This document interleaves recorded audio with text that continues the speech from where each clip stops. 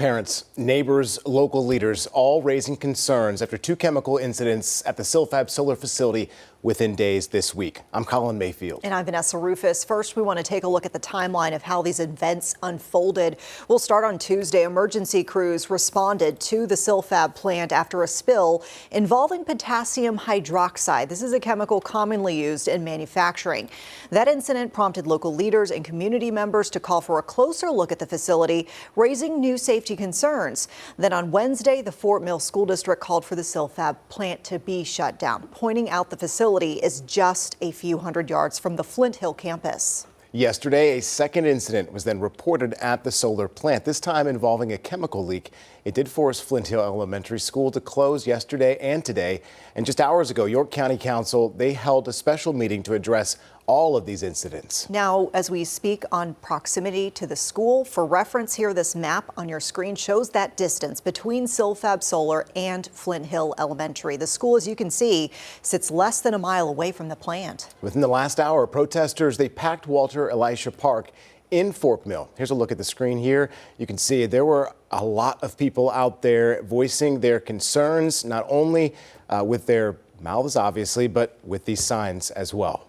Just hours ago, we heard from Silfab leaders directly for the first time this week, too. Company leaders say this incident was nothing more than a small contained leak and that they voluntarily paused operations while they reviewed what happened. They say they expect to be back open in the next hour. WCNC Charlotte's Anna King is live from Fort Mill right now. Anna, people are not going to be happy, obviously, that they are getting back to the operations, but what else did they have to tell you today?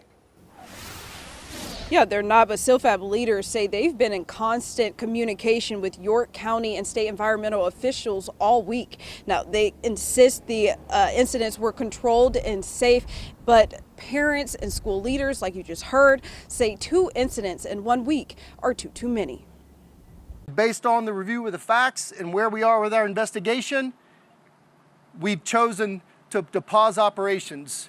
So we shut down operations yesterday, last night, and again today.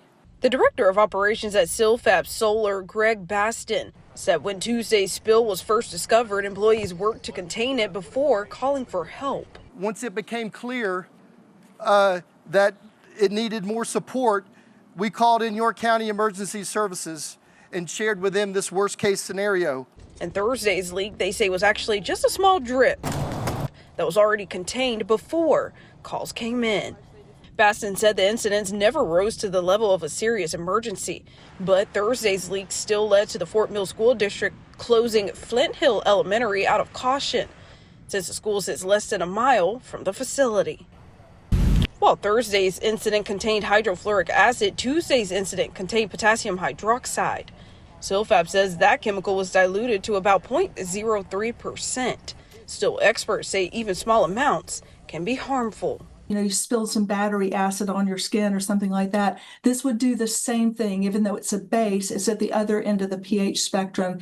It does essentially the same kinds of things that a strong acid would do. So high pH instead of low pH, but you burn your skin. If a lot of this got out into the river, then it could kill a lot of fish. Pretty much all aquatic life, would be killed in a matter of minutes with this high pH. During the press conference, Basden apologized to families affected by the disruption. I want to express my sincere apology and concern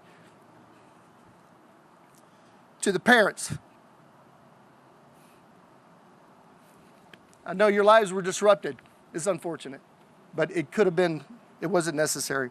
He says the company will review what happened and make changes if needed. The Silfab will investigate what, if any, steps are needed to prevent anything like this from happening in the future. Yeah, and Silfab expects to resume operations in a little over 1 hour. Live here in Fort Mill, Anna King, WCNC Charlotte. Anna, thank you so much for your updates.